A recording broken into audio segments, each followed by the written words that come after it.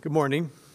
On behalf of the Center for the Critical Analysis of Social Difference, the Engendering Archives Project, and all those involved in assembling the conference, I want to welcome you to Columbia University and to New York City. This conference is dedicated to examining the ways in which cities and societies create a communal memory of catastrophic events and the far-reaching consequences that result from establishing those meanings. The organizers will ask us to reflect on the imagery, the dominant narratives, and the ceremonies that create shared memory. It is an innovative, scholarly project that they are undertaking. To appreciate the power of the political and social forces that assign meaning to cataclysmic events that are still fresh in our memories, it is first necessary to recognize that a communal memory does not evolve naturally or inevitably. I think we all have the sense, wrongly, that these things just happen rather than that they are created. So it's quite the opposite. The differences among us, described by gender, ethnicity, class, and so on, produce a kaleidoscope of individual experiences and responses to catastrophic events. There's no better evidence of this fact than the 600 testimonials assembled for the September 11th Oral History and Narrative Memory Project by Mary Marshall Clark, the director of Columbia Center for Oral History, and Professor Peter Behrman.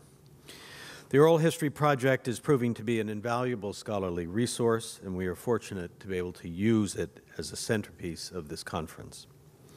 We are also pleased to be joined today by a group of wonderful panelists and speakers, a truly multidisciplinary gathering that includes artists, architects, journalists, and scholars from the many outstanding universities and colleges around the region and the country.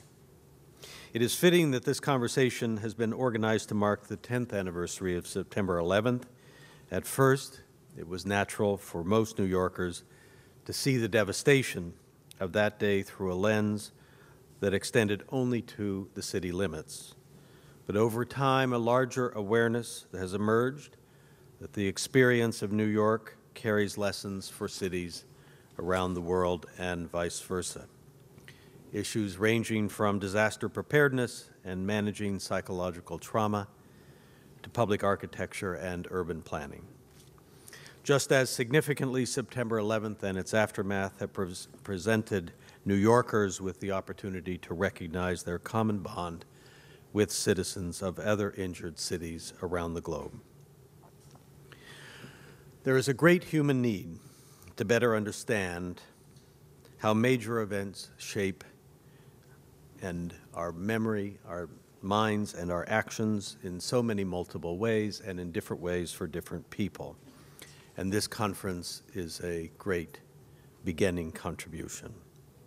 The conference organizers who provided the vision for the discussions scheduled today and tomorrow are Lori Novak, an artist and professor of photography and imaging at NYU's Tisch School of the Arts, Laura Wexler, professor of American Studies at Yale, Tina Kampt, professor of Women's Studies at Barnard College, Professor Jean Howard of Columbia, and our Department of English and Comparative Literature, and Marianne Hirsch, professor of English and Comparative Literature at Columbia and former co-director of the Center for Critical Analysis of Social Difference.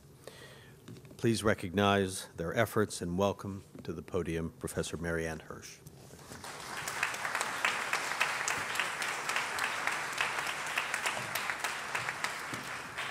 Welcome.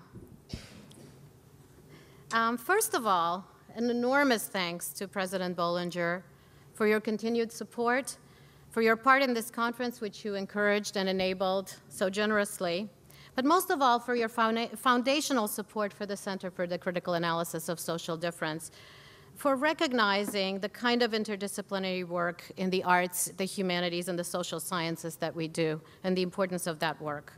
The Center directed by Laila Abulugod, is a research center dedicated to the study of the global dynamics of social difference and to the creative invention of alternative social structures, and it seeks to seek new scholarly agenda for the future. I have many more thank yous in a moment, but first allow me to tell you a brief story about one injured city and its afterlife. 70 years ago this week, in the early morning of October 11th, 1941, official placards appeared tacked to trees and walls all over the Romanian city of Cernăuți, formerly Austrian Czernowitz. They announced that by 6 p.m. on that day, all Jews were to move to a small area in and around the old Jewish quarter. They were to bring enough clothes and food along for a few days, lock their apartments, and deposit their keys with officials who would be collecting them. This is the area that was marked out for the ghetto. My parents, grandparents, aunts, and uncles were among those forced into a makeshift ghetto in this manner. But before that day, Romanian gendarmes and Nazi Einsatzgruppen had already shot hundreds of Jews on the banks of the River Prut and had devastated the Jewish population of nearby towns and villages. 70 years ago tomorrow, on October 15th, deportations from Cernăuți to camps and ghettos further east in Transnistria began, and 2/3 of the city's Jews were forcibly transported there. My own family was fortunate to be among the 1/3 who were rescued from deportation by the city's Romanian mayor, Traian Popovici. And in fact, hoping to survive together, my parents married in the ghetto on October 18th.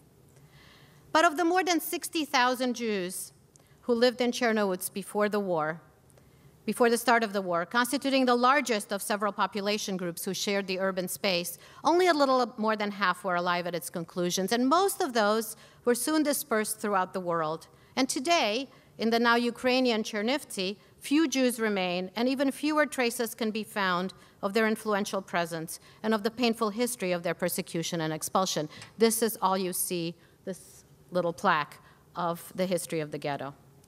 Is Chernivtsi a wounded city?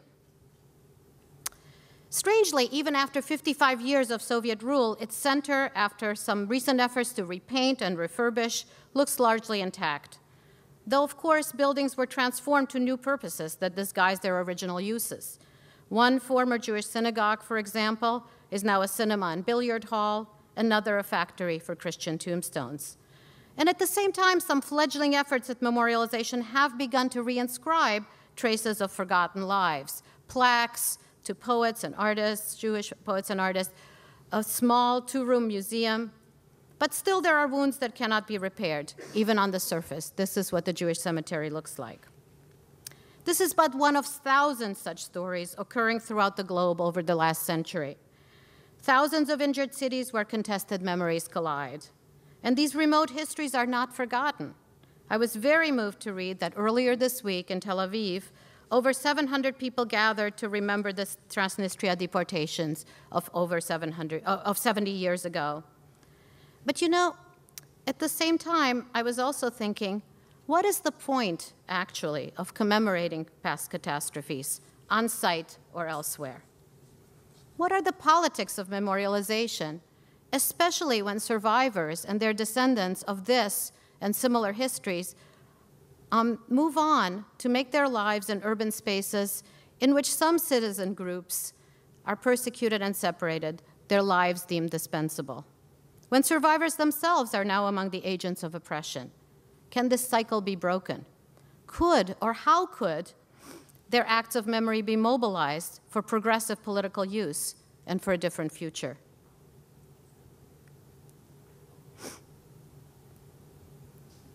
This conference, which I'm so very pleased to introduce, will reflect precisely on ways we might imagine alternative futures and other pasts that might have been. The conference was planned, as President Bollinger noted, by the Engendering Archives Working Group of the Center for the Critical Analysis for Social Difference. And for the last 3 years, some of us, writers, literary and cultural critics, anthropologists, historians, artists, architects, archivists, and activists, have been discussing archives and the politics of memory, examining specifically the power structures that shape the stories and lives that a culture remembers and those that it suppresses and forgets. As our individual work is inspired and fed by these meetings, we have all come to see how much our commitments and strategies to act for social change benefit from a space for thinking, writing, and talking together, such as the one that the university and this center has allowed us to create. And as a culmination of our project, we chose to enlarge our conversations by planning a conference on the occasion of the 10th anniversary of the events of September 11, 2001. And of course, this discussion now could not be centered on New York alone. It had to reach across borders to place these events and their after effects into global context, to assess their impact on other cities and other lives marked by the effects of social difference. We hope to expose the workings of political structures that exploit disaster for war and profit, and most importantly, to imagine together more life-affirming modes of social life for the future. Today, as the site of Occupy Wall Street, itself inspired by movements in Cairo and Athens, and an inspiration to other such movements from Boston to Portland, New York seems like just the right place for these conversations. We are honored to be joined by a truly remarkable group of speakers from around the globe, representing just such different fields and approaches, such different forms of scholarly, artistic, and political engagement. I welcome all our speakers and thank them for coming. I welcome all of you on behalf not just of myself, but of a large group of conference organizers, even beyond the wonderful list that Lee Bollinger gave you. It includes all the moderators to all the sessions and many of our co-sponsors. We all work together to make this happen. And if you look at your program, you will see how many centers and institutes at Columbia, at Barnard, at Yale, and at NYU have joined together with us to sponsor this conference. Their range and reach is indicative of the crossings and interconnections that we hope to make in the next 2 days. So I'd like to thank a number of people, please bear with me, and institutes and centers here who have come together for this. First, the Center for the Critical Analysis of Social Difference, its director, Laila Abu-Lughod, and associate director, Laura Tsiolkovsky. I'd like to thank the School of the Arts, the Neiman Gallery, and the Miller Theater, our hosts for today, especially Brenna St. George. I'd like to thank the Graduate School of Architecture, Planning, and Preservation, who are going to be our hosts for tomorrow, and especially Lucia Halajan. There's an exhibit upstairs in Neiman Gallery. It exhibits the wonderful work of Lori Novak. It's called Encounters in the Aftermath, and I'd like to thank Lori for her work, and Laura Wexler, Audrey Sands, Tess Korobkin, and Emma Balash for making the exhibit possible. The Office of the President has been instrumental in helping us put this together.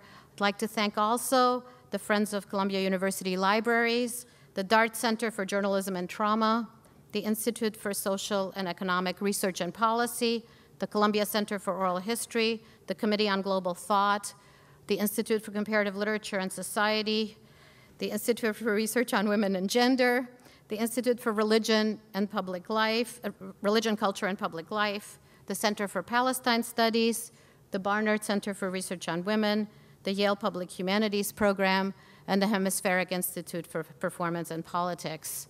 We're really gratified to be joined in this project by the International Center on Photography, whose exhibit, Remembering 9/11, is on now, and your programs will get you into the exhibit for free. There's also, they wanted me to announce, there's a 3 p.m. tomorrow tour that you are welcome, invited to join, and you can also go see the exhibit anytime.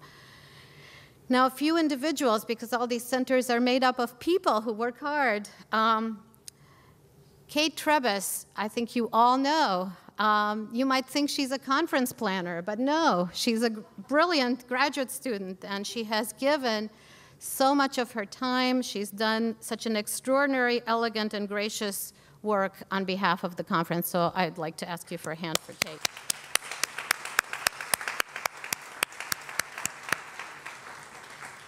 Kyle Kraus, Carrie Walker, and Veronica Blake, events planners extraordinaire, have helped us with every detail.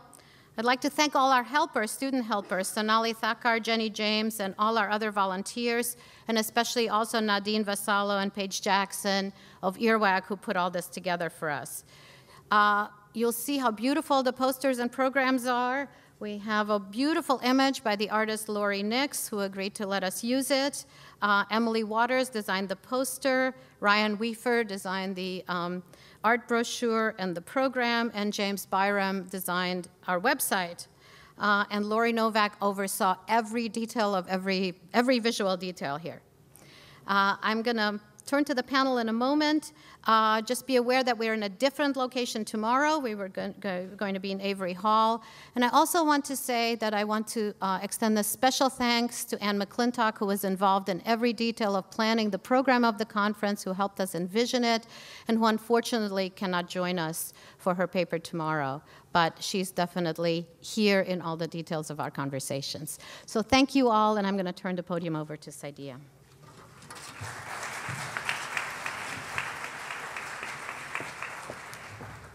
Thank you all for being here.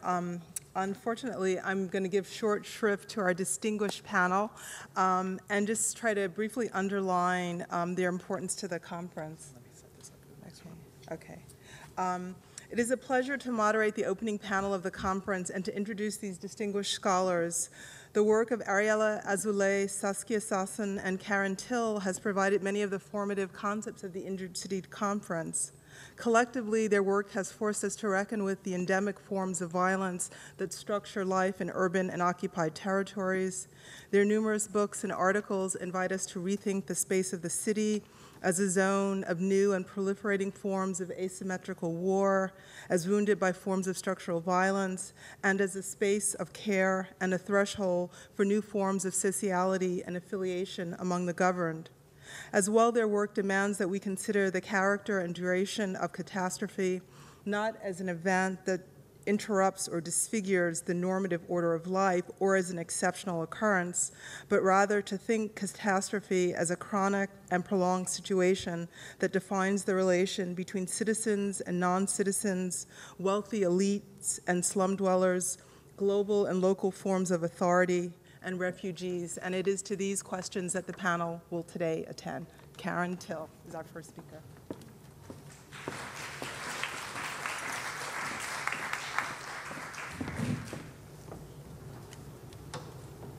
I would like to thank, just very briefly again, the Center for Critical Analysis of Social Difference for organizing this event, and Columbia University for hosting us, and a particular thanks again to Mariana Hirsch and Kate Travis. A man in his late 20s wearing a tuxedo walks onto a stage with a lit torch. It is night. He sits down, sentinel-like as if at a doorway stop, and begins to light matches. We are seated outdoors in downtown Bogota. It's December 2004, and candles and spotlights illuminate the figures of the actors who move across the stage in a very empty, large field. Furniture brought in or improvised by the actors suggests rooms in now empty houses that once were occupied. And around the stage, former streets of a neighborhood are marked out with candles and white paper bags. Behind the actors, two very large screens, each more than 3 stories high, project images and sound recordings of the neighborhood that once existed here, known locally as El Cartucho. These screens also project images of the performance as it is being performed. A clown becomes a magician. From the torch held by his assistants, he lights a paper and performs his interpretation of Heiner Müller's The Liberation of Prometheus. And recall, in addition to the basic story, whereby Prometheus brings fire to the humans and is consequently banished by the gods for his transgression and lashed to a remote craggy rock where his liver is pecked at by an eagle for eternity, Müller added a twist. After thousands of years, Heracles attempts to rescue Prometheus and even kills the eagle upon which Prometheus relies for survival. But Prometheus does not want to leave his horrible situation. He fears what freedom might mean. Now, with his young assistant, the magician will tap his empty magic box with a wand and pull out 2 white doves out of nowhere. Images of his performance and previously recorded footage of the elderly man at home are projected behind him and his assistant. We learn that the elderly man joined the circus at the age of 9. We watch images of him and his grandson dressing up as clowns. They are in temporary housing, and a pale green wall of their single room is adorned with their belongings, carefully organized according to their function: a frying pan, a pair of scissors, a material bag, and framed pictures. In other clips, we see them looking out of the window of the city bus across fields in which buildings are under different phases of demolition. It's upon these raised fields that we now sit. The magician throws the flapping doves up to the night sky.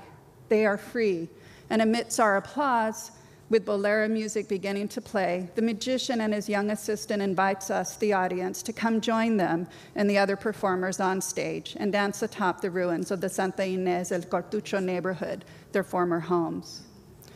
Through the Proyecto Prometeo performance, the residents of Santa Inés El Cartucho invited guests to attend to their embodied stories of displacement on the very 20 hectares or 200,000 square meters of raised earth from which they had been forcibly removed.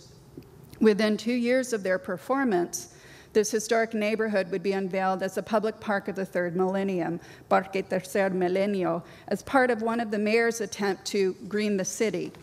Now, in contrast to the official story of sustainable urban renewal, which designated the area as in need of cleaning up, thereby rendering existing routines and spaces of everyday dwelling and the residents themselves, referred often by officials as disposables, as invisible or non-existent.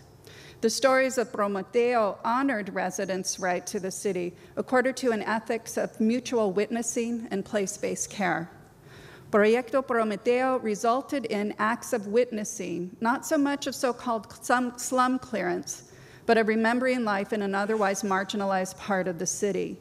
Working with residents over a number of years to develop and create the Prometeo performances and other projects, the artistic collaborative Mapa Teatro Laboratory of Artists raised ethical questions about the politics of placemaking in the name of progress, at the same time that they called attention to the possibilities of art, memory, and imagination in their city.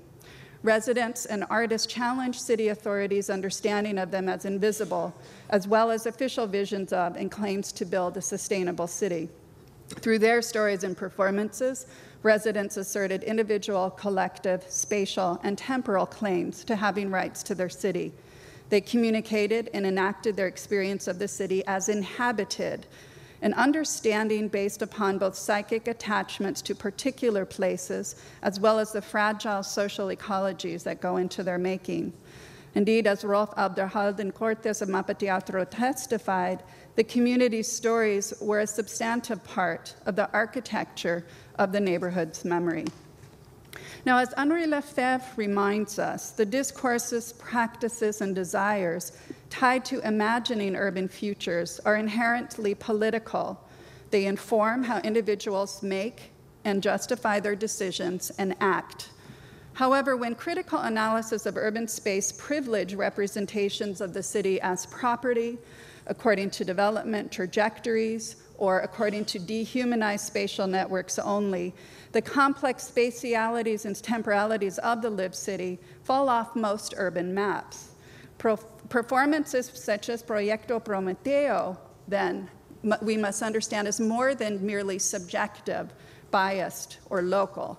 By challenging current models of the city that pathologically designate districts as either good or bad, or entire cities as either ordered or chaotic, or in need of stability to become more resilient. Such place-based artistic practices offer us significant lessons about questions of citizenship and social justice in the city. And in my book in progress, in my brief talk today, I'd like to suggest that when considering cities as wounded, we are then invited to consider more than just urban futures based upon territorial understandings of the city, but it is based upon a larger unfolding set of processes that include memory work and what I call a place-based ethics of care.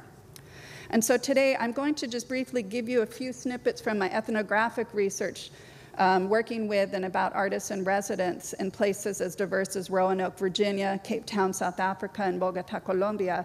And I hope that my larger questions and argument might also encourage a broader discussion of injured cities and urban afterlives. Now, contemporary cities in different parts of the world continue to be structured by histories of settlement clearances, geographies of displacement, and state-perpetrated violence.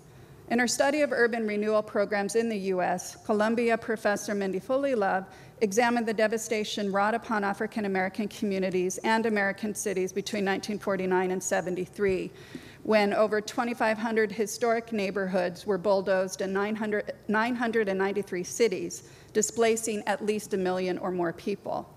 Today, in cities such as Roanoke, neighborhoods such as the Gainsborough community that were affected by these urban renewal programs, and of course, they didn't ever receive the improvements or housing promised by city planners.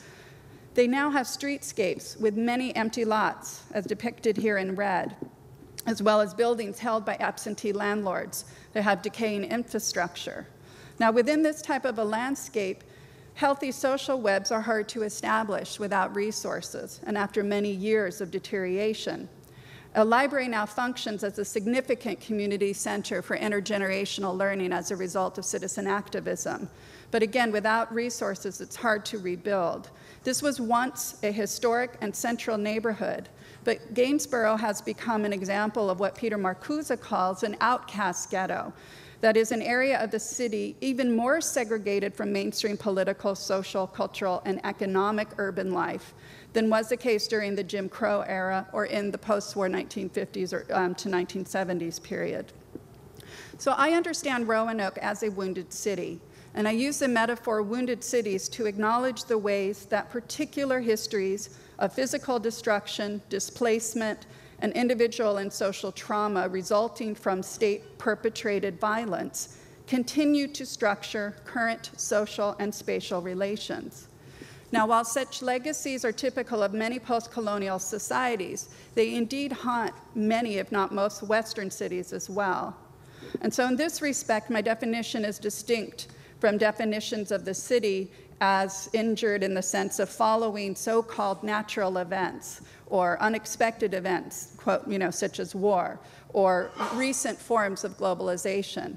So here I distinguish myself from the edited collections of, by Schneider and Susser called Wounded Cities, or by Vail and Campanella's edited volume called The Resilient City. My understanding of the city is distinct from these authors that theorize the city according to more passive bounded territorial definitions or according to systems models. For example, Schneider and Susser define the city as a, quote, site where powerful external forces intersect.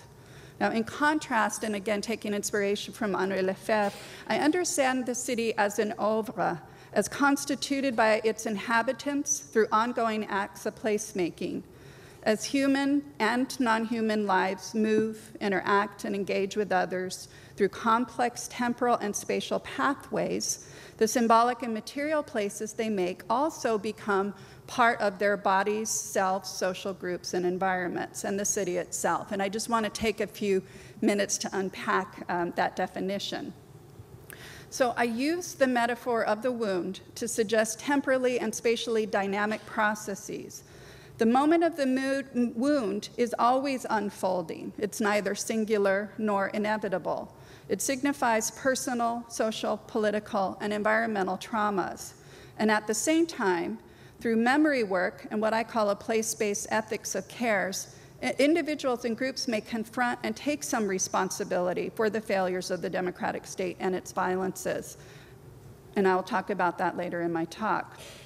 So I understand cities that are wounded in both metonymical and psychosocial ways. Metonymically, the daily mazeways and social ecologies of places constitute urban processes. Psychosocially, individuals and groups have intimate relationships with places and their city. Such an understanding of the city highlights the complex interface between bodies, memory, social groups, and the lived city, and place and affect.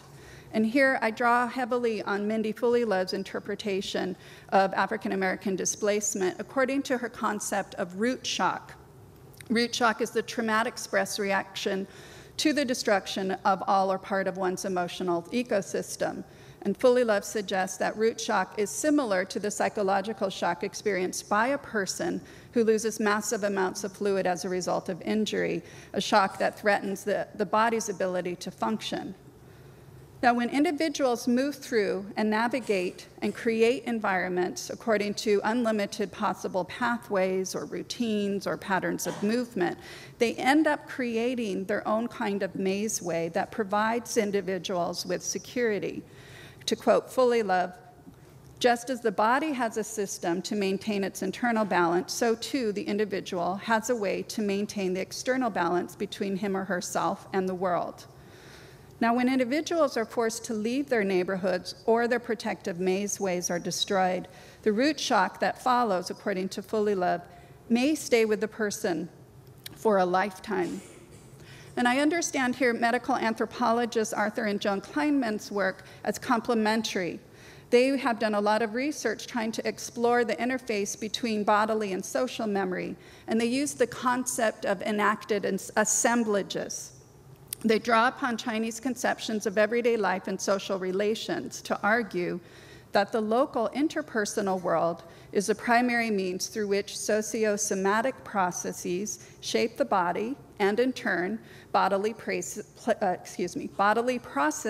shape social space. So for the Kleinmans, the cognitive, affective, and transpersonal processes of body social memory are interconnected and should be theorized as such. And indeed, here I would refer again to the significant work on memory in these complex ways by many of our distinguished Columbia professors here, including Mariana Hirsch, Andreas Husin, Leo Spitzer, and Lori Novak.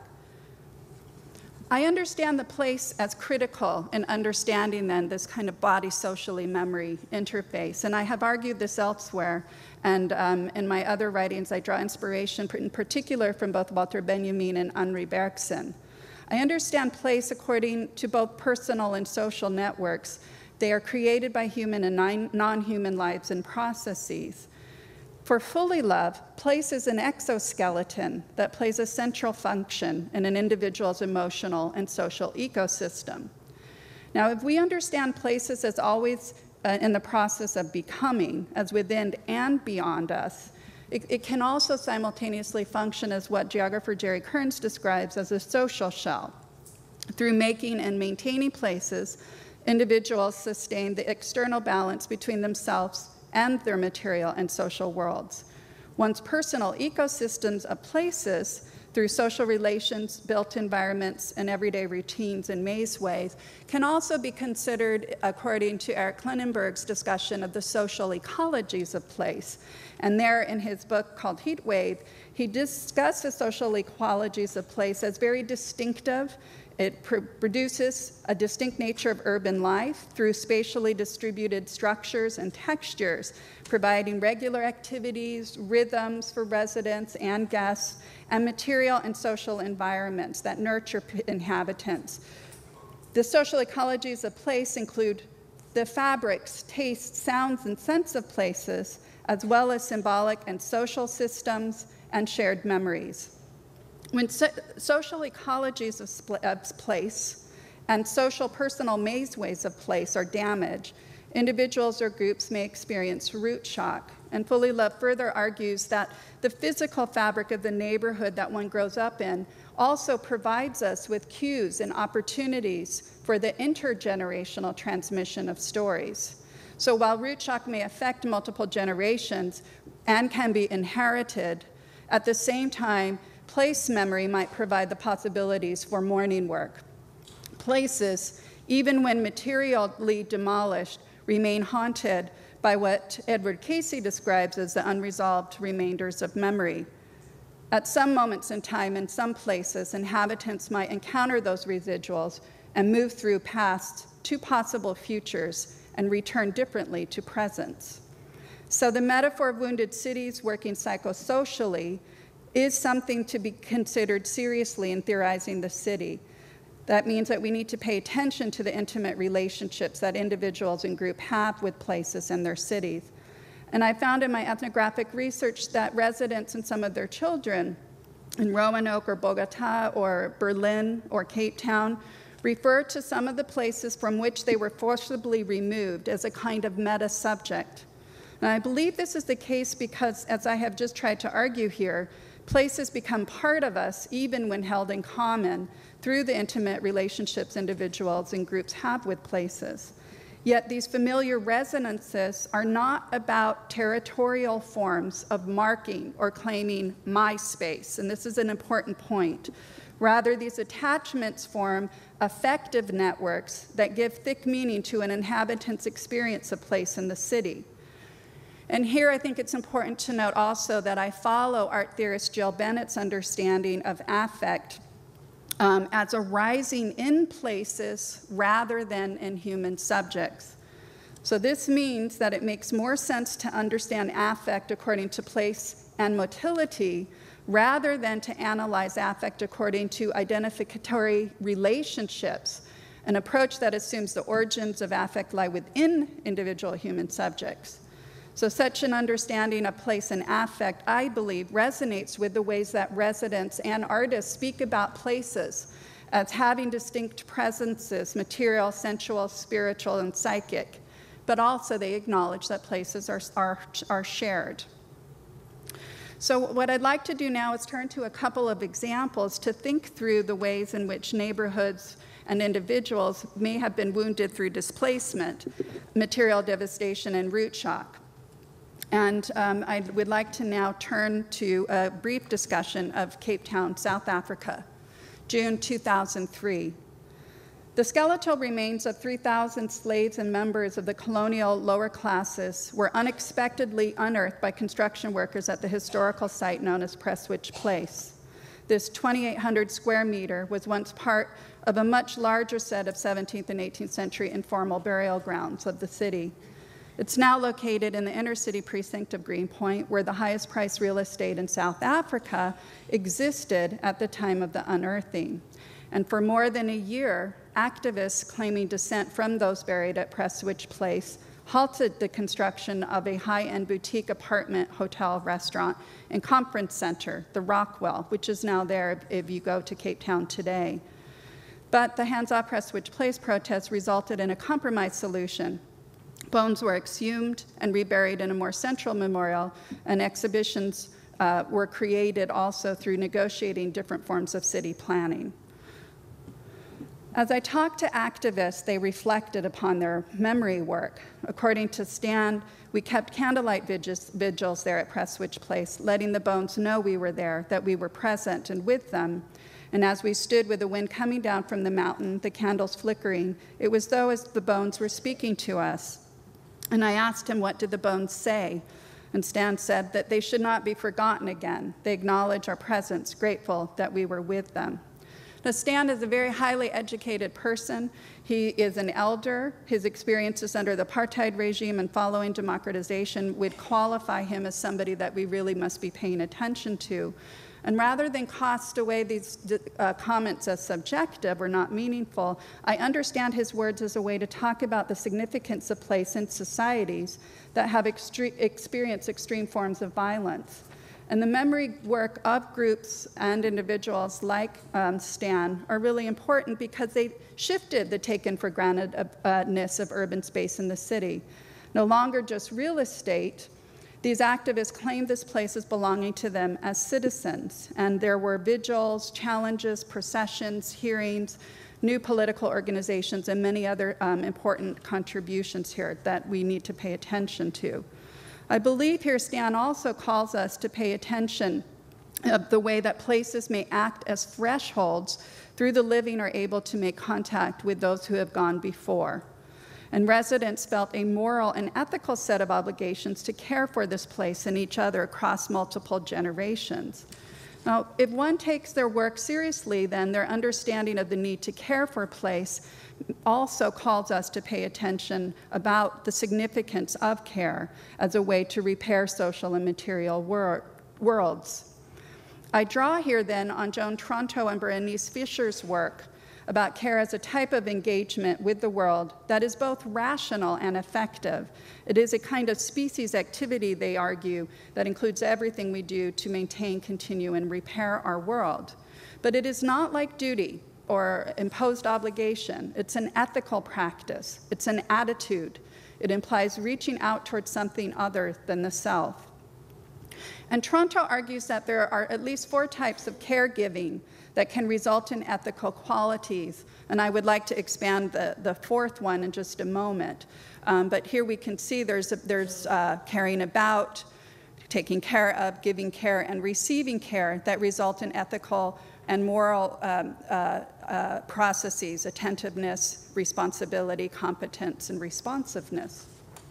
The communal and public memory work that the District 6 Museum in Cape Town has engaged in provide good examples of care. And again, I don't have time to go through all of their different sorts of activities, but this happened during apartheid and then post-apartheid.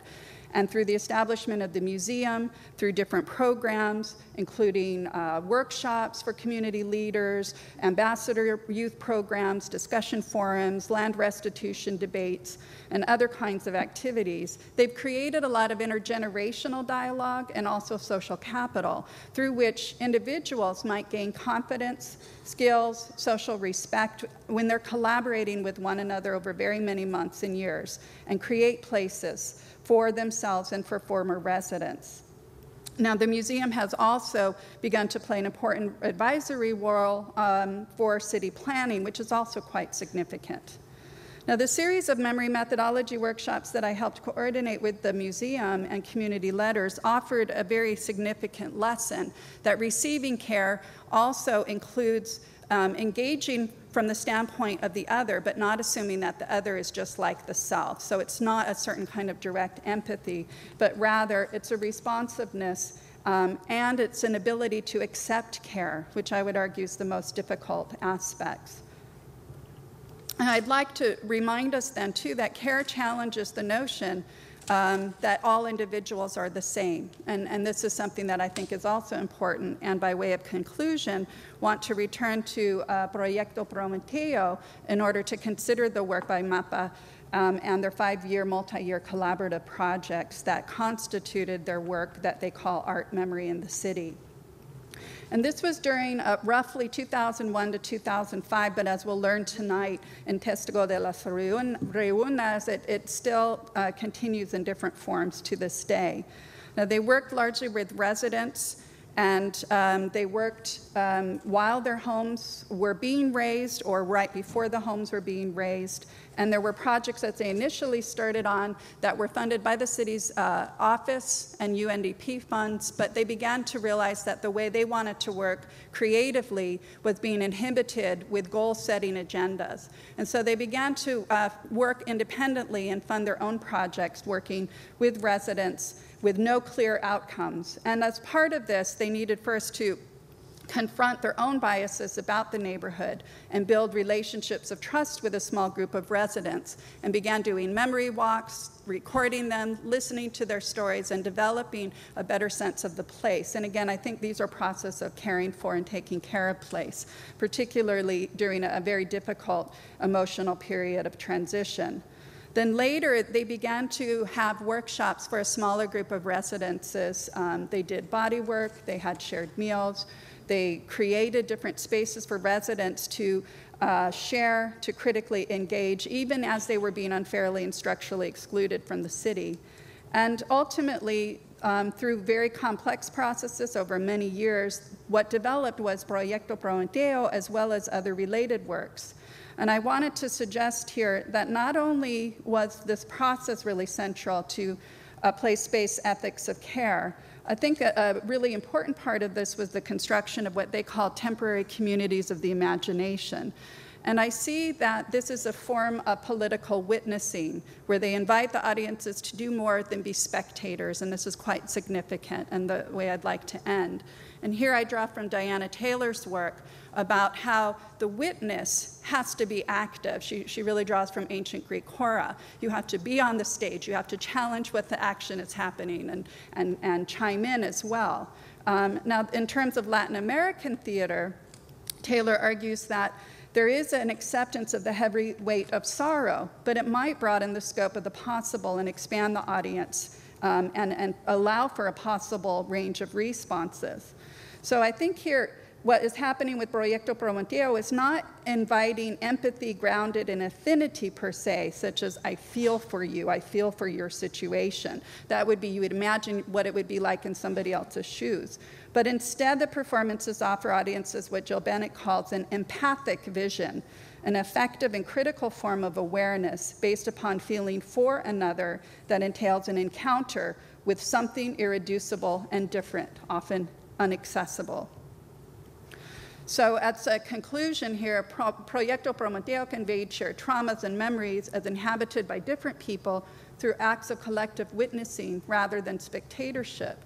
And I think these artists and residents working in and living in wounded cities teach us through their memory work and practices of caregiving and receiving to respect those who have gone before and treat the past as a dynamic resource in imagining different urban futures. People need to be recognized and to recognize themselves in their social and physical environments so that they can give and accept care across generations. When individuals return to places that have been wounded but are now being cared for and may offer care, they can again be surrounded by living memory and emotional attachments, providing space for mourning, critical reflection, discovery, and change. And a place-based ethics of care, as tied to memory work, contributes to what Edgar Peterson describes as a sensibility of ethical searching that trusts deliberate actions of social transformation through a multiplicity of processes and imagination. Thank you.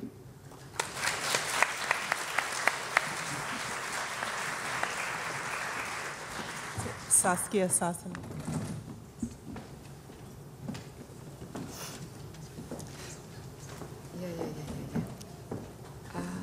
What do we do here? Oh my God. I see an image that is not mine. Let's see if this works. Is tech here? Okay, I just need to go to my slide. I'm going to start talking. The first slide is black. I'm afraid that there's not going to be as much beauty in my presentation. That was very stunning. And was one of those Argentina? I'm sorry? Buenos Aires, was that Proyecto? No. No, it was okay, Bogotá, fine. Colombia. So I want to explore urban capabilities that might be deployed to resist superior military force and other kinds of violence. This is part of a larger project where I'm trying to understand cities as a complex system that enables sort of at its most dramatic, and that's just one instance, that's at this end of the variable, to actually resist superior military force without military instruments. So we're talking war. Now, cities have historically been sites for all kinds of conflicts. I'm not thinking now about military fortresses, which by definition would be a form of armament. I'm talking about your general average city, and we can think our modernity to simplify. But while they have been sites for conflict, they have also had sort of an I would say that the DNA of cities is one that wants to triage conflict through the civic, through commerce. It doesn't always succeed, but very often it does. In contrast, it is in the DNA of the national modern state, and I'm just confining myself to the modern state, when confronted with conflict, challenges, easily to militarize conflict. So I think that that is a bit of an exaggerated contrast, but I want to use that to frame my brief comments, and I will be very brief. One category that I'm exploring is the possibility that the city functions as a kind of, I say it in quotation marks, weak regime. We use that language. It's not language that I like, by the way, but it's a language that communicates. We say that about the human rights regime. It's a weak regime. It's weak, but it's here to stay, and it has capacities to obstruct what it seeks to obstruct, even though it cannot destroy it. So here are sort of three propositions that I don't know if everybody can read that, but that is sort of my way of framing the question. So in the current period, when we have asymmetric war, by now everybody knows what that term refers to. Nowadays, when a conventional army goes to war, chances are that the enemy is what is kindly called an irregular combatant, less kindly all kinds of other things, which we don't need to repeat here. So that then produces, asymmetric war leads to an urbanizing of war. Much talk about asymmetric war, very little talk actually sort of among the chattering classes, among those which discuss the issues, about this added notion that it urbanizes war. And it is in that urbanizing of war that I see also a heuristic moment that allows us to understand these urban capabilities. One way of putting it, that first point, is to ask a question. I by now have a little bit of an answer already, you can tell. Does the urbanizing of war make legible the limits of military superiority?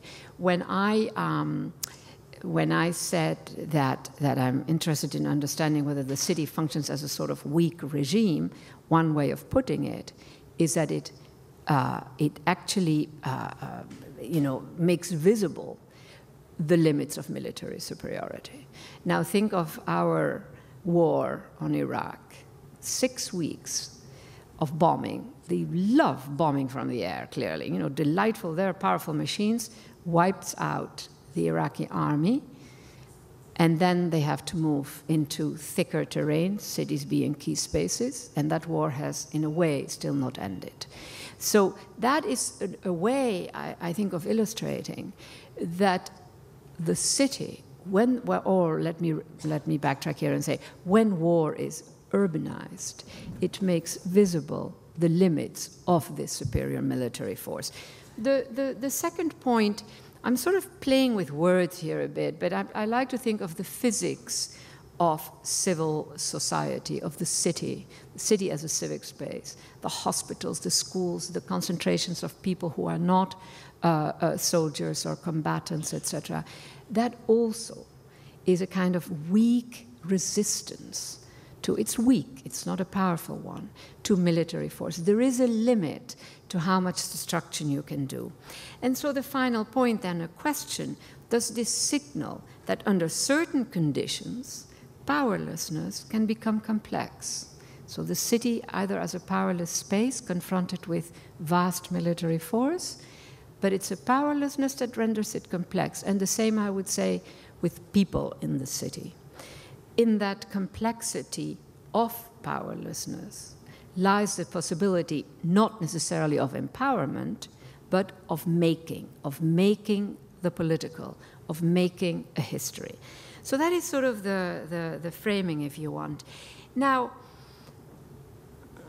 one sort of now backtracking a bit and moving into some of the details around this question of urbanizing war, a first point which I think is very important is that one aspect that becomes visible is that in our contemporary history in this period is that the pursuit of national security, which is a legitimate pursuit on the part of the modern state, becomes the making, I would say, the active making of urban insecurity.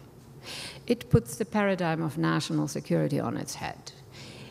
It is not a solution, that is not a conclusion, that is an opening. It's a conceptual opening, it's an opening for doing research that begins to document this. It is not a full rejection of that paradigm of national security, but it puts it a little on its head. It unsettles it, it makes it an unstable meaning, and in that then lies the possibility, of pursuing a few other aspects. Second, urban space has a capacity to make the aggressive presence of a conventional army into a terrorizing presence. It doesn't belong. When you have big tanks, etc., in cities, there is something that is not right. That is a power of speech, in a way. If urban space has the capacity to marking military apparel, heavy military apparel, in that way, that is a power. It's a weak power. It's the power of speech, however. Final point, this, it seems to me, these issues can hold even when the purpose of that military deployment in urban space is peacekeeping. which it often at least has that name. Whether it is in fact, who knows? I do think it's a bit, I say here, a dubious proposition. Now, for instance, we had these images of Marines, which are, by the way, mostly very decent people. So this is not about them. This is about the subject that they become in that setting. And the Marines, of course, are like an assemblage of machinery, sort of tools, of armaments, etc. A huge visual event, giving out lollipops to children in the cities of Iraq, I guess, Baghdad. These were famous, iconic images. Even that, the activity that they're engaging in, giving a lollipop, a form of peacekeeping, it doesn't look right. And again, that is this capacity for speech, if you want. Now, the question of asymmetric war, a critical aspect, and that is why this urban stuff, I think, matters, this possibility of an urban capability, is that it deborders in radical ways what in military talk is referred to as the theater of war. And so we have the bombings, in all kinds of places that are not, strictly speaking, part of the theater of war. And here I want to enter sort of just one moment of detail into what is happening here. And I find, the second point, I find very important to recover the fact that as material practices, the work that it took to organize and to execute those bombings, they are local events, local armed groups, they're acting independently from each other, etc., etc. But, point number 3, they also are part of a new kind of multi-sided war, a distributed and variable set of actions that gain larger meaning from a specific conflict, in this case the war on Iraq, the war on Afghanistan, etc. It might be others in the future, which then gives them global projection. It means even a very poorly organized, a failed attempt becomes part of that multi-sided, it is not like an oil slick space, it's multi-sided space, and gives it that global projection. This is potentially, of course, an enormous incentive to do that. In a way you can't quite lose at the limit. I mean, there is a negative side to that curve. Now, back then to the question of the city and this capacity to restrain, a capacity to restrain that is not military. This capacity to restrain does not derive, in other words, from military power. And here I make a differentiation in that first point from what we might consider a function of systemic survival in a world where several countries have the capacity to destroy the planet, right? Anybody who has an atomic bomb, and we've sort of lost count of how many countries have that bomb, it seems. We keep discovering a bit of a cache here, a bit of a cache there. So the capacity to restrain that is not military is not caught up in this question of, if you drop the atomic bomb, then you self-destroy, and so there is a massive restraint. There is a very significant restraint on deploying superior military force. Now, the fact itself of cities becoming a frontline war space is a constraint given international norms about civilian populations. Even though easily violated, these norms have some kind of traction. And what you find, in a way, is that these superior military forces are caught in a web. It's a Lilliputian web of, rights, norms, treaties, etc., violated continuously, etc., but still, they are there. In that sense, then, the city can become a technology against war in the context of asymmetric war, not just like that, not, there has to be sort of a space where this becomes one sort of structural component, if you want. So it's, now, the second point always is a bit problematic to talk about, but I do want to bring it into the map here.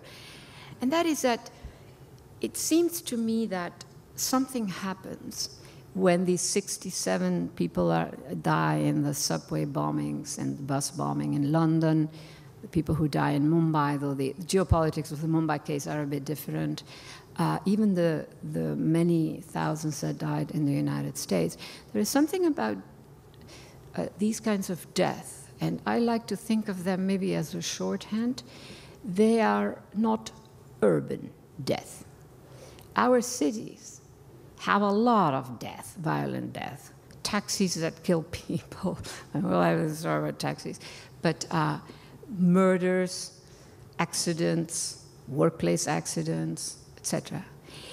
But those bombings in London, the bombings on September 11, 2001, they created a sort of ontological insecurity. This went way beyond the notion that many more people die of car accidents in the United States, for instance.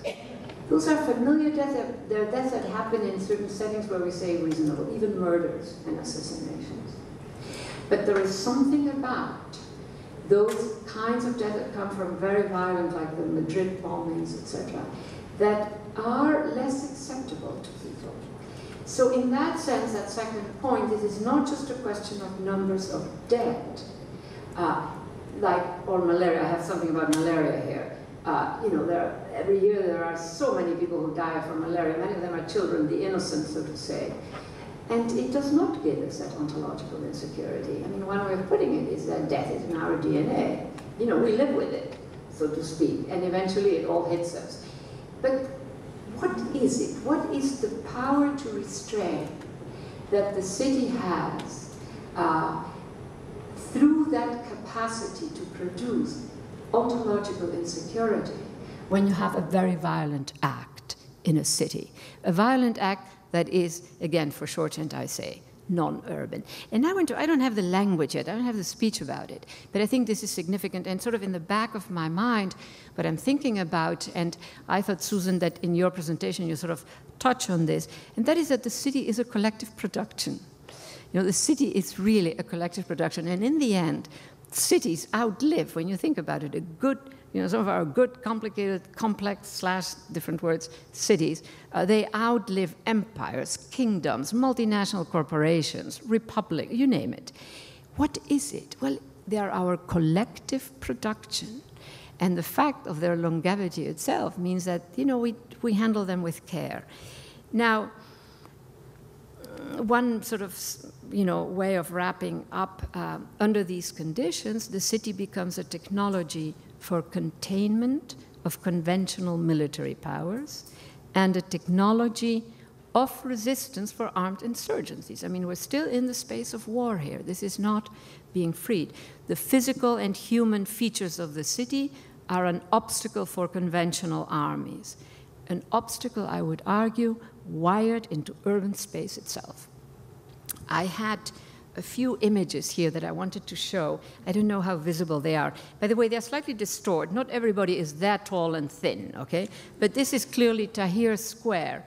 And this is the capacity of the city to remark, here are these tanks, but they are overwhelmed by people who are not armed, by the powerless. So the powerless don't gain power by remarking these tanks, but their powerlessness becomes complex. This is very difficult to achieve in the standard conventional theater of war or in some sort of rural space or in a village. You need the multitude. This is extraordinary, these images. I mean, they come from, they are from the earlier phase of Tahrir. You recognize them. But people preaching, and we know that often the other religions like Christians, etc., protected, the Muslims stood around while the Muslims had their prayers, the tanks in there. This is a capacity, and I don't want to lose it. Again, I repeat, it's a way of thinking about it is that it is a weak form of speech, but it is speech. So I think I just want to leave you actually with that image rather than wrap up and elaborate on the complexity of powerlessness under certain conditions and how cities can enable that. Thank you very much.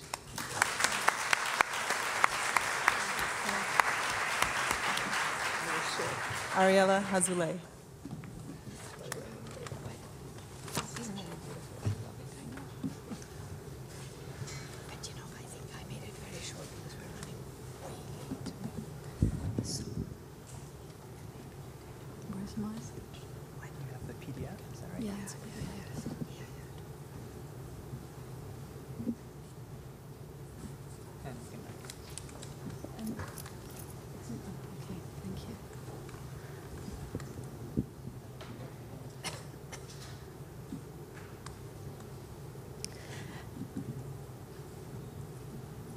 want to thank Marianne and all the other who invited me, and I'll go directly to my talk.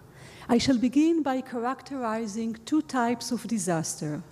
The first, disaster par excellence, needing the least amount of verbiage to merit the term. This disaster is a spectacular event that befalls the city from the outside, as it were, bursting in and injuring it. Its outline is relatively clear. In face of such disaster, the sovereign power reflects by its deeds the urgent need to allocate resources and manpower and make decisions that enable it to contain the disaster, reduce its destructive effect, prevent its expansion, and cope with its repercussions. Such disaster tends to become paradigmatic, an orchestrated object of mourning and memory. This happens regardless of the precise magnitude of the damage it has wrought. The work of memory manifests the power of the sovereign that administers it and its continued spatial consequences. Such is the Twin Towers disaster. Such were the buses that exploded in Israeli city centers in the 90s. These photographs from Ground Zero or from Jerusalem city center, showing the massive presence of rescue and rehabilitation forces, were taken immediately following the outbreak of disaster. They bear traces both of this outbreak and of the way in which the sovereign copes with it, acting to remove the remains of the calamity, disrupting municipal activity, in order for the city to resume its normal function. The second type of disaster is what I call regime-made disaster. It is ongoing and constantly impacts a defined part of the population under a regime that differentiates groups of citizens and non-citizens. These are made distinct from each other, among other ways, by the degree of their exposure to disaster. Regime-made disaster expresses both this differential role and part of that which stabilizes the differential structure of the body politic. Regime-made disasters do not usually break out. They exist and persist. Their most common form since the end of the World War II has been life on the threshold of catastrophe, lived by one group of governed, abandoned by the ruling power alongside and together with other groups who are protected against disaster. The number of casualties in a regime-made disaster or the damage to municipal infrastructure might be no smaller and even larger than that inflicted by spectacular disaster. However, the ruling power refrains from interrupting the disaster. These photographs from Jabalia refugee camp or Jenin city in the northern West Bank were taken days or even weeks or months after the cities were attacked. As the photos readily show, the disaster is not of the first type, since the wounded urban center is still bleeding, dangerous, devoid of any rehabilitation horizon. Here, for example, Israel forbade the reconstruction of the emptied area of the center of Jenin, leaving routes open for the movement of tanks in the next round of attack. A term such as spatiocide, coined by Sari Hanefi, or urbicide, used by Marshall Berman regarding Sarajevo, or by Stefan Graham, later applied to Palestine, as well as the expression threshold of catastrophe that I have used myself referring to Palestine, all indicate the systematic nature of the destruction and the way in which it prevents the impacted population from rehabilitating its urban space. These terms are efficacious, making visible the manifestation of a chronic disaster that prevents the outbreak of an ultimate disaster, one that could no longer be denied as such. Such an outburst threats to challenge the discourse of the ruling power. The latter attempts to obfuscate its own disaster-generating deeds and remain outside them. When disaster breaks out and wounds space, the inhabitants of Jenin or Gaza, certainly those living within and around the rime of the wound, are the first immediate victims who must be regarded as such on every level and aspect. Thus, too, the theoretical thought conceptualizing this injury expresses the urgency of focusing on them, no less than the humanitarian forces sent to assist them. However, the weakness of terms like urbicide, spatiocide, or threshold of catastrophe is in assuming that the space targeted for destruction is a given unit inside which disaster takes place, and envision the disaster as belonging to the impacted population. The study of disaster should reframe its objects as an event involving all those affected by it, both its perpetrators and their accomplices, and those who are its direct victims. This enables one to rethink the body politic and its formation as a fundamental component of disaster. In order to reconstruct disaster in relation to the body politic as a whole, I propose to look at the time and space of disaster. Only then the second type of disaster, regime-made disaster, will appear of what it really is, a regime-made disaster whose time and space coincide with the time and space of the regime. I shall begin with the time of disaster. These pictures from Jabalia or from Jenin, though taken weeks later, witness the moment of the outbreak of disaster, a moment of the kind that breaks up continuum, differentiates between disaster and non-disaster, and requires us to relate to it as disaster. These pictures include traces of another time from which one might deduce that a regime-made disaster is at hand. Note the void at the heart of the Jenin refugee camp. It is not a result of a fatal bomb exploding and erasing the area in one fell swoop, but rather the show machination of tanks and bulldozers that wiped out about 200 houses one by one, as can be seen in this picture. So too, in this picture, indeed, within a few minutes, when the soldiers leave the home of Sirhan's family, a blast will sound off and the home will be obliterated. This is a targeted destruction of one apartment within an apartment building.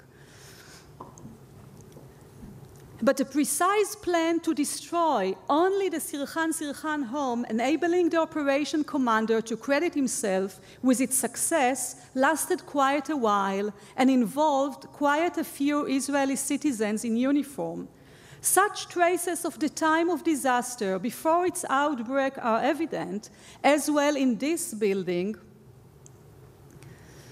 whose collapse as a result of bombing from the air was preceded by months of attrition fire until its dwellers evacuated it. Or here in Jerusalem, long hours of slow, calculating nibbling at the shell of the house until it turned into a pile of gravel. And the authorities tallied another act of law enforcement. The time required for the fabrication of an outbreak is part and parcel of regime-made disaster, and evidence that it lacks the crucial component of disaster of the first type, where the duty to contend with this kind of disaster is presented as totally uncontroversial. Here, in the case of the second kind of disaster, not only do the inhabitants lack any means or capacity to halt the spread of disaster, they are also the captive audience of the spectacle of ongoing disaster and its expanding damage. Under regime-made disaster, they witness disaster happening in front of their very eyes while sharing the space with those who do not regard the goings-on as disaster at all, or at the most, at times see it as a disaster only from the point of view of the victims, a matter for humanitarian organizations called upon to contain the damages and yet leave things on the threshold of catastrophe. Thus, the destruction of urban space and expulsion of its inhabitants are accompanied by the erection of encampments as a temporary solution for those who have became homeless. But the temporary solution itself becomes part of a new space, and thus part of the regime-made disaster maintained by the sovereign regime along with the humanitarian organizations who supply, of course, the tents. The regime-made disaster does not take place under pressure of time. It takes time, becomes its master, and denies part of its subjects the ability to partake in setting its ending points. At times, in Israel-Palestine, this is the permanent state of affairs. Those who keep up the disaster do not realize they perpetrate disaster as a result of various forms of self-deception. They imagine themselves existing in a different parallel time, the time of their own history, wherein the disaster of the others does not appear as such, and that which does appear as disaster always seems to be the inevitable effect of the greater history, their own. From the point of view of those supposedly unaffected by the disaster, the demolition of about 200,000 houses since the founding of the State of Israel appears only as a series of incidents, each of which should be discussed and explained as of itself, so that every case has some inner justification biting at its disastrousness. Here, a terrorist nest just had to be cleansed, a road widened. Here, a reprisal mission carried out. Here, one had to make sure refugees would have nowhere to return, while there, the Palestinian identity of the city center of Haifa just had to be erased, and the urban obstacles and public hygiene hazard simply had to be removed, as you see here in Jaffa. This is no one-time outbreak of disaster. It is rather a destruction pattern spread over a long time, during which, for over 60 years, each house demolition was questioned, if at all, only in view of its particular justification. From the day the Israeli regime expelled 750,000 Palestinians and consolidated as a sovereign power in the space of British Mandate Palestine, the continuous unfoldings of its historical time has never been disrupted by the temporality of regime-made disaster. This is, however, the main time feature of regime-made disaster. It lacks the condition needed to present itself in a way that would break up the time in which it exists and settle in. Much power is needed to continue to separate the time of the citizens, protected by the sovereign power, and the time of those it abandons.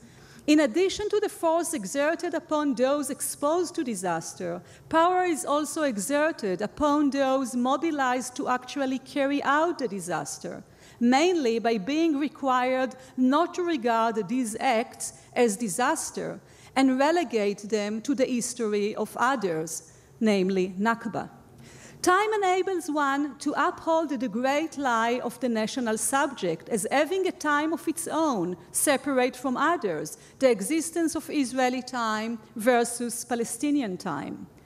Let me move from the time of disaster to its space. Space was supposed to supply the convenient platform for the separate narratives. However, the greater the efforts made to establish spatial separations, to divide and split space, every act of separation only further reveals how mixed this space is, how much power is required to maintain separation, how many more erasures are needed to erase any new mixture, and the traces of the power that is needed to erase, blur, distort, and deceive in order to relate to the space in which two peoples live together as if it belonged to a single national subject. Here is the fantasy: total separation and isolation created by the Israeli regime as a picture of reality. Palestinians are, of course, behind the wall. And here is a piece of reality whose complexity exceeds imagination. Note how the wall winds. You can see it all over the picture.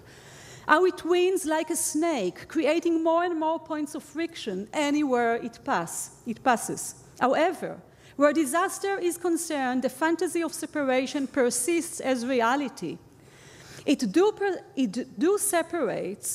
does separate the few Israeli who see disaster for what it is from all the rest. For those few, disaster is an irreducible part of their country. It is theirs no less than the Palestinians, even if the Palestinians are the ones who continue to pay its full price.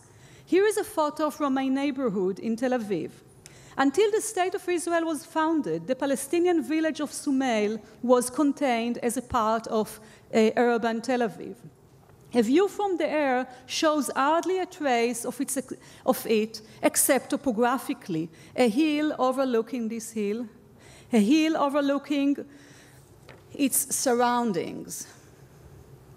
Even a closer look, without any preliminary knowledge or explicit intent to recognize expulsion, destruction, and disposition of the Palestinians, and the exercise of such violence to Judaize space through disaster, these remains might appear to belong to an ancient layer of the city, scattered here and there throughout vibrant urban space. Note here the remain of the Palestinian house. In rather rare tours organized by Zochrot, an NGO working against the erasure of 1948 expulsion from Israeli consciousness, Israelis who have been educated not to recognize the disaster inscribed in the remains hear about it from a Palestinian who was evicted from his Sumail home. You can see him here in the middle. They learn to recognize the ways disaster is deployed in space, to identify themselves as a part of the disaster, a part of that which preserves the disaster at the heart of the city as an unrecognized one. Gradually, the disaster revealed to them ceased to be one that belongs to others or a past event.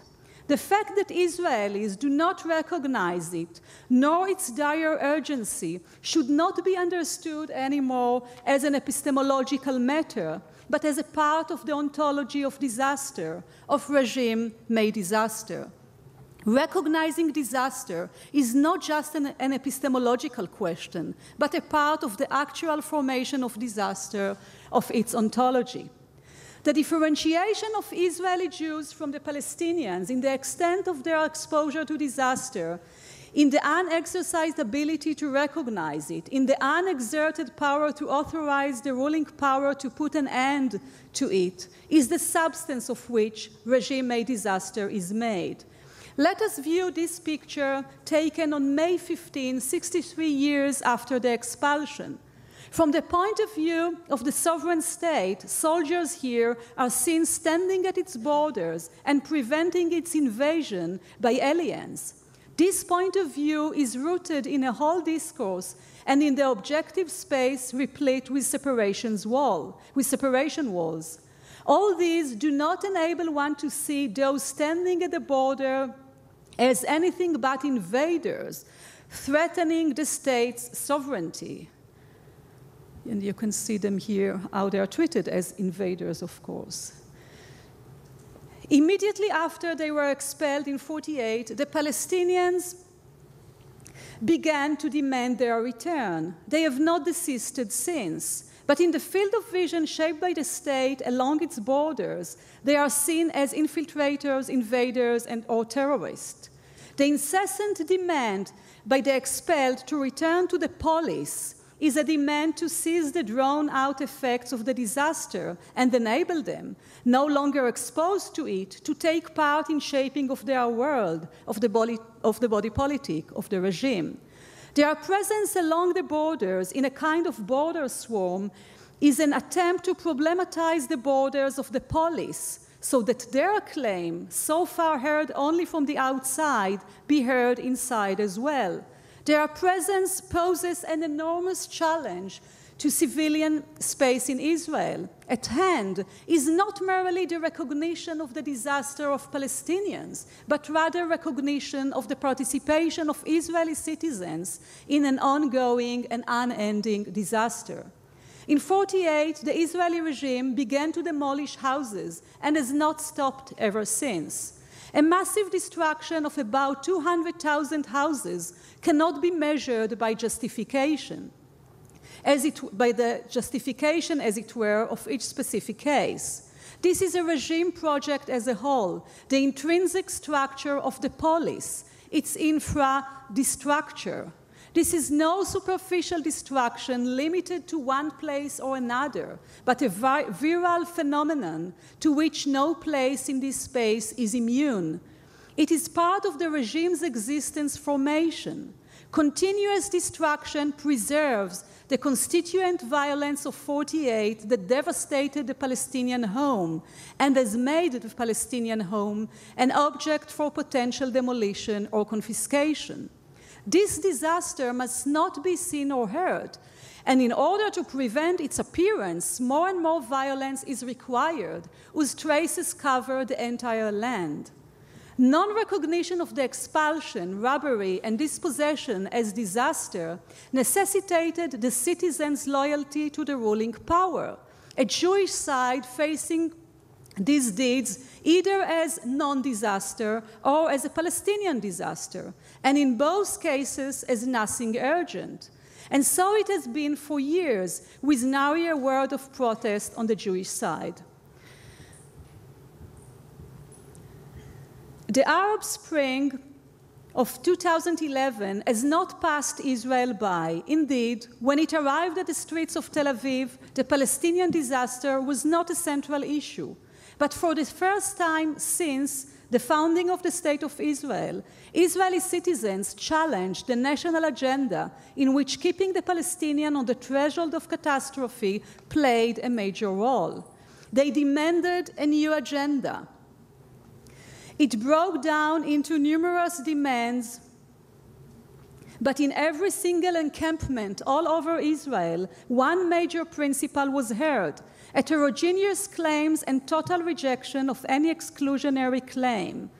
One tent in the middle of Tel Aviv, a Tel Aviv Rothschild Boulevard, erected by Jews and Palestinians, was named Tent 48. Talk of the disaster going on ever since has spread from this tent all along and across public space. Israeli citizens chose the tent as a kind of statement, an énoncé, addressing the ruling power. By this, they inadvertently retrieved and replicated the state's practice of oppressing and controlling the Palestinian population since 1948. For the Israeli regime, the tent became the natural home of a Palestinian, their predicament, their very existence. The project of destruction carried out by the State of Israel maintains the Palestinian home as an unprotected space whose walls are penetrable to Israeli force. Its violent outburst might turn the Palestinians into tent dwellers at any given moment and add to their urban space yet another public square made of rubble. And now, citizens use this tent voluntarily, challenging the political system. Among other things, they demand recognition of the regime-made disaster that has been going since its foundation in 1948, destroying landscape and environments, injuring cities and villages, invading and distorting public and private spaces of the governed population. The civil framework of analysis I am proposing here enables us to identify in time and space, the continuity of the heterogeneous claims regarding the public and private space articulated through the encampments in the context of the civil awakening in Israel's streets on the one hand, and the swarm of demonstrators on its borders on the other hand. Once this continuity is recognized, one can relate the injured city to the formation of the polis, understand the city as the instantiation of the politeia, see its infrastructure as the expression of the infrastructure of its political regime. In the Israeli context, then, the discussion of injured cities must deal with the deformed polis, for there is hardly any injured Israeli city whose injury is not an effect of a deformed body politic and the naturalization of the regime-made disaster that is shaping it continuously. This naturalization enables the unhampered reproduction of the body politics as differential along the lines of those who recognize disaster for what it is, a disaster, and the others who do not. Thank you.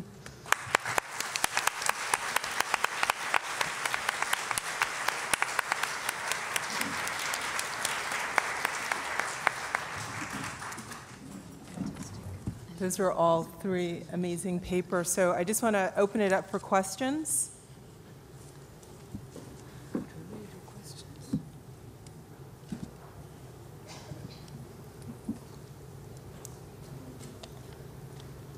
Since we're so late, maybe we should just do general, just end it.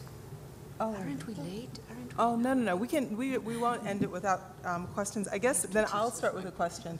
I mean, one of the things I was really interested in, it's a question for Ariella and Saskia. When you were talking about the regime-made disaster, and you underlined, these spaces as devoid of possibilities of rehabilitation, right? That the violence is just so normative and the legacy almost so intractable, even as you're pointing out other possibilities. And I guess thinking about that in relation to the weak power that Saskia was talking about, this kind of weak power of urban spaces. How do those two, what's the conversation between those two conceptions? Should I start? Yeah. Well, there are two things. One is that the excess, in a way, the absolute excess of violence as depicted by Ariella, right? Homes destroyed. I mean, this is not about military targets. Makes visible a horror so big that nobody can miss it. There is a sense of violation. Now let's go to the 7 million or whatever that have been killed in sub-Saharan civilian wars that mostly take place, in not so much in urban areas, much more invisible. Let's take the 800,000 plus people who die of malaria every year. There are millions of violent death. Violent death in the sense of malaria, we could cure it, we know that. So there is a power in the city to make visible, but it makes visible because of the social physics of the city. Their homes, their schools, their people, their families, it is not a militarized setting. And so in that sense, that is what I would say. And there is speech in that, as I kept saying.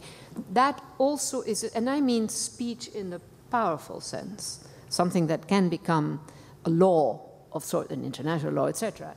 So I think that is in there too. I mean, have I explained or not? Yeah, and I know, Ariella, do you want to respond? Yeah, I see a lot of similarities between Saskia's talk and mine, conceptually and even more than that, potentially, I would say. But I think that we are living in parallel and incompatible realities sometimes, and sometimes, as for example these days, these last days or these last months since the Arab Spring up to today, we see the potentialities of globalizing the disastrous situation under which we live. And I think that what Saskia spoke about, the weakness of the weak power of the city to be mobilized, to prevent or to restrain or to constrain or whatever the military presence in the city, the condition for this, for example, in Israel, was the civil awakening. As far as Israeli citizens were identified with the military power, the unbearable presence of soldiers in the urban Palestinian spaces was not perceived as atrocious. So I think that what we start to see in Israel in the last months, in the last summer, first of all, the fact that it was influenced by the Arab Spring and not by the sources of influences that Israel prefer to have usually, which is American, and we see the reinforcement of security, etc. So being influenced by the Arab Spring is a kind of saying no to the Israeli regime. And they don't even have to say no and saying we are against the occupation. It's enough to say no to the Israeli regime and to understand that the Israeli regime oppressed Palestinians, but it oppressed Israelis as they became perpetrators since 1948. And what I'm trying to do in my work is to make the disaster not only an issue of past time, but to re-articulate disaster as an ongoing business. Once you make the continuity between the Palestinians claiming to return, making the disaster present, you have a kind of hermeneutic responsibility to link between them in order to show the way that civilian claims should be articulated together against the sovereign power and not in identification with the sovereign power against other non-citizens. So I think that there are many points of similitude and articulation, but we have to keep, of course, the differential reality at different moments. Absolutely. Yeah. And it is so extreme. Israel and Palestine. Yeah. It's truly extreme. It's like way off the charts, I find. Thank you. I have a short question because I think that I don't get exactly the point when you are talking about this possibility of cities performing some resistance against this structural power causing injuries. You were showing, Saskia, the pictures from Egypt. And I don't get this together with the things that were happening in Syria, where the situation was completely different, and or the situation of the bombing last year from Israel and in the Lebanon territories. So it's like, it doesn't seem to me, now I don't get the point of this possibility of a structural, even if weak, possibilities of this space and cities resisting. Yeah. No, absolutely. I mean, look, whole cities have been pulverized, you know, across time. So I'm just trying to track, you know, like with my nose, track what are potentials.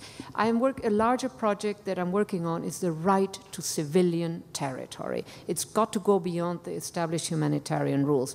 No bombing of hospitals, no bombing of schools. We need something much larger. So in that larger context, I'm trying to detect capabilities.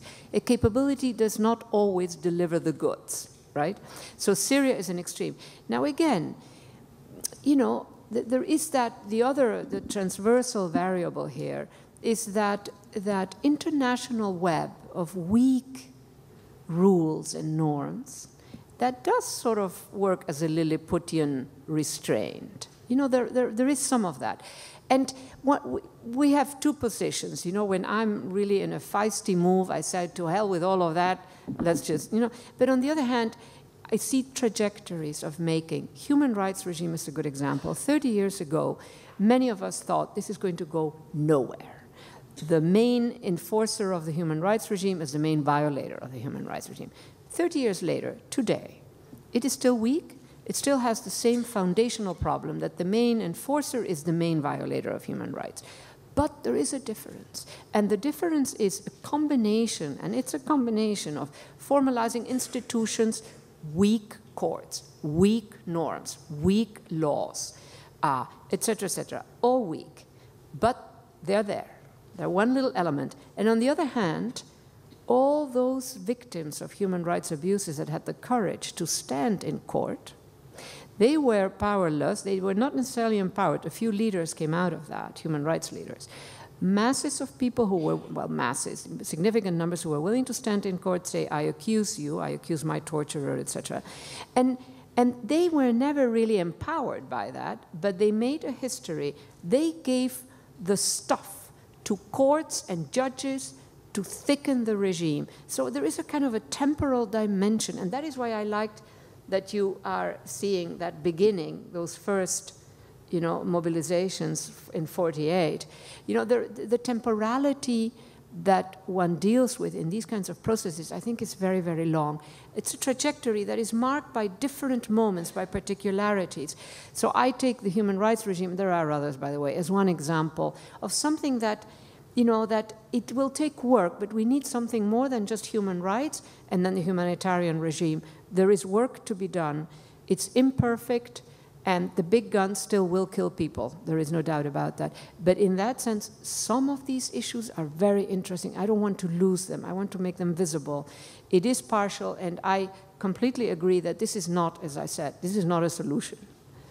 This produces a conceptual and an operational space that we have to keep, protecting so that we can move on.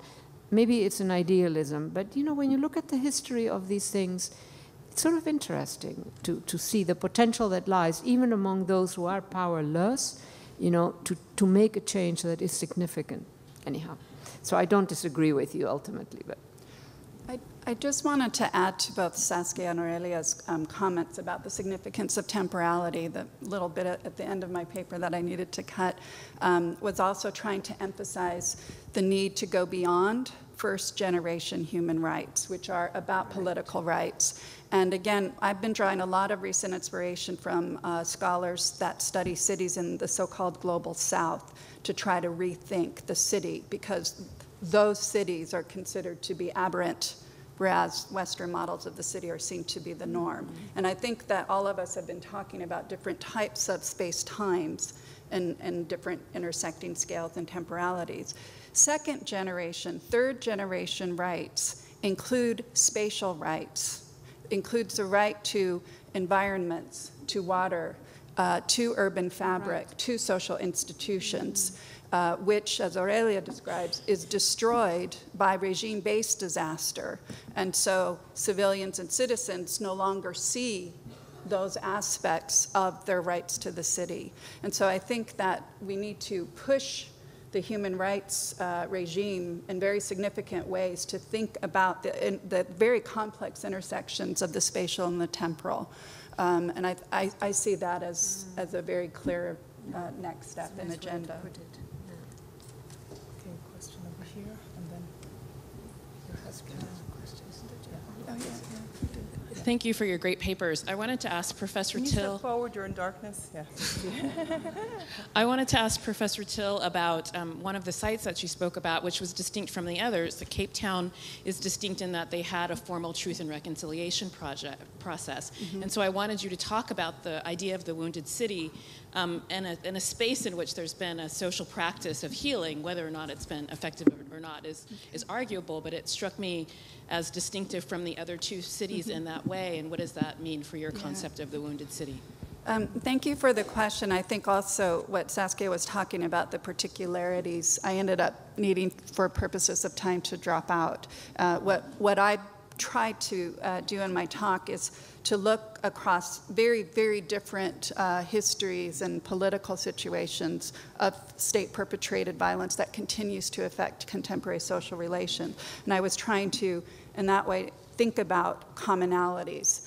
In terms of particularities, the TRC is a very complex process. On the one hand, I think that there was a very important moment to prevent outbreaks of civil war and other forms of civilian destruction, possibly against one another, because of the many, many years of violence. And so in that respect, it was a very successful sort of process. Nonetheless, the use of the media and the so-called public hearings that went across the country have been also criticized, and I think significantly, as also doing another layer of violence and damage, whereby there wasn't really so much the type of mourning and memory work that was tied to that process. It was more a spectator type of event. Now, I have to say that this interpretation has been contested by a number of scholars, but I do like the understanding of thinking about the so-called unfinished business of the TRC. And this is where I think organizations like the District 6 Museum and other citizen activist groups and community-based groups are trying, are offering significant contributions. This is also a process that is ongoing because the District 6 Museum still has difficulties articulating a larger goal of theirs, that is to create a non-racial society. And it becomes difficult when you start talking about rights again, because there you have to start thinking about the negotiation of individual and group rights. And so when we think about the TRC, and then we think about some positive land restitution processes, we see examples of possible forms of group rights, which are very, very significant, but yet are tied to historical classifications that contemporary society would like to overcome. So I think there's still unfinished business to do with the TRC, and I think that it offers, again, an imperfect model of thinking about regime-based violence over many years. And so for this reason, I'm looking to citizen activist groups and trying to understand, 15, 20 years post-apartheid, what's happening now? What are these discussions about? And what can we learn from their memory work? Carol?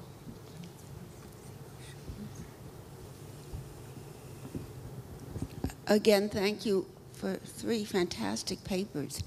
But I had a question. It's sort of, when I was listening to Saskia's paper, it reminded me, in terms of the restraint that cities construct or exhibit, of Joseph Roach's arguments in Cities of the Dead, and especially his concept of cities as memory ports, in which the cities actually embody the points of both violence and possibly of resistance. And I'm thinking also of that in terms of Ariela's paper, where, Roach points out that in New Orleans, the site of the largest slave market then became the site of the prostitution area, Storytown, then became the site of the Superdome, and then became the site of Katrina's pointed tragedy.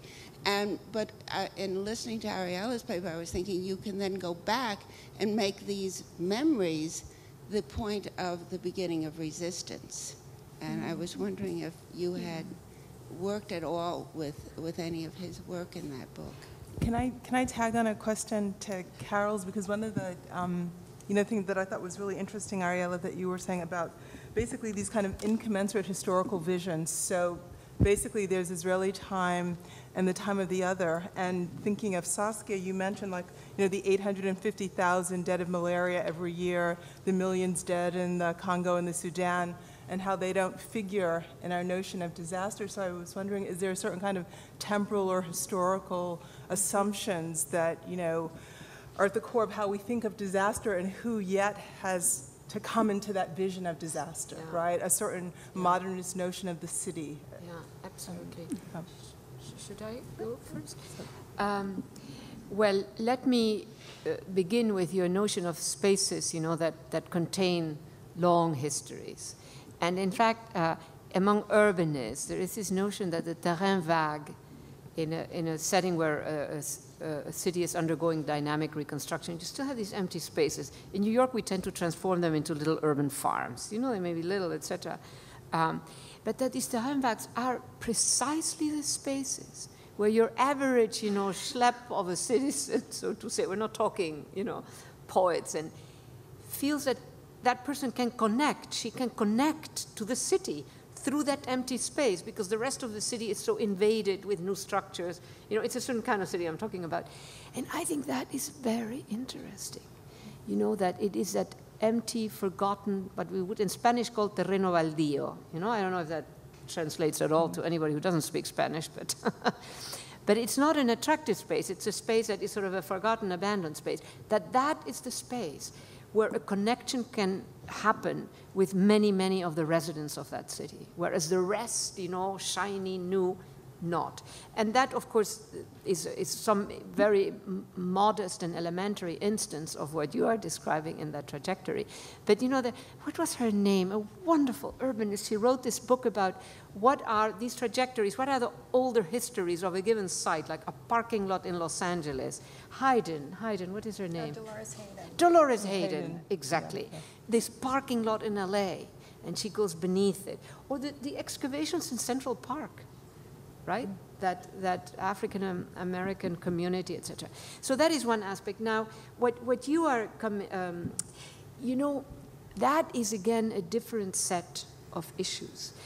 What is interesting about the city, I mean, there are many genealogies which explain the erasure of these histories, right? So one of the things with Israel and Palestine, erasure is not possible, because there they are, cheek to cheek, and you know, and so whereas the Congo, the people who die of malaria, a kind of erasure from the perspective of power can happen, you see, and I find that very problematic. I've always fought against that. Now, I think that the city in that sense is interesting because a city is a space of enormous diversities. And when you begin to really work a city, like this city has 70 nationalities or something like that, you know what? Some of those groups do connect with what has been erased from mainstream accounts or forgotten or relegated to some sort of, you know, the domain of experts or whatever.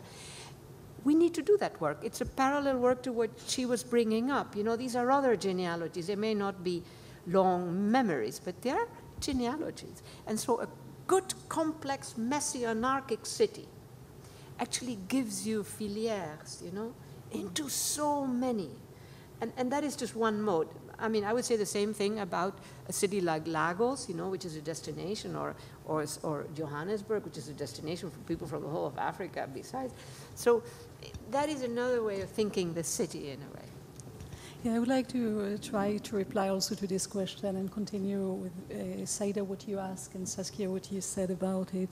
I would think my work outside of the discourse of memory, because I think that where memory is erased brutally, we are not dealing only with memory. We are not dealing only with taking out of oblivion forgotten past.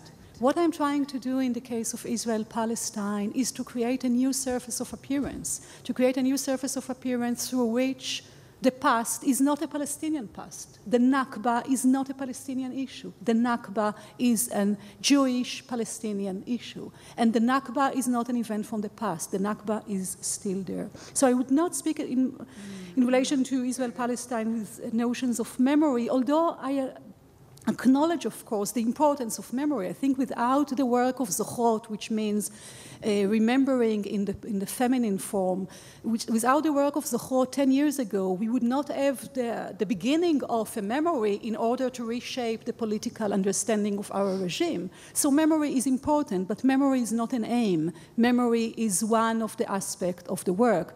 And I would not speak about memory, I would speak more about struggling erasure in this case. And what I'm trying to do, and I would like to re-articulate it also to the discussion about human rights, that I agree with Saskia, of course, that is an urgency today to reformulate human rights, and we see it all over. And I think the precondition for a real reformulation of the human rights discourse is what I'm trying to do in my work, to reformulate, or to formulate, not to reformulate, to formulate a crucial right, which is the right not to be a perpetrator. And once you formulate the right not to be a perpetrator, the human rights discourse does not belong to others. We are not only dealing with Palestinians or with dispossessed population, we are dealing with ourselves. And formulating this right of not to be a perpetrator, which I consider myself to be descendant of perpetrators, and of course, when the Israeli regime is in place, until the Israeli regime will not be dismantled and all the governed population, those that were expelled and those that are there, will not be naturalized as citizens under a new regime, because it will be a new regime, because it will not be anymore a differential regime, until then I consider myself to be forced to become a perpetrator. So I claim my right not to be a perpetrator. And I address myself to human rights organizations to deal with citizens all over the world, not only with the dispossessed population. We have to enforce this right of not being a perpetrator. And the right which is necessary to be, to accompany this right is the right to imagine your future. And what we see now, of course, all over the world, is the actualization of this right to imagine your future. And for years, when I spoke, for example, on Threshold of Catastrophe, when I spoke about Palestinians, of course, I spoke about the fact that Israeli regime prevent them from the right to imagine their future. No, but the Israeli regime prevent me from my right to imagine my future differently. And what we see all over the world now is the awakening of this right. And what we see in Israel is that this right, the actualization or the realization of this right become in front. It become before the realization of the other right, the right not to be a perpetrator. So this is why human rights organizations should address Israeli citizens and not only Palestinian citizens. On those words, we're going to close. We'll continue the discussion over the course of the day. We reconvene at 2 o'clock. Thank you all. Thank our panelists for wonderful presentations.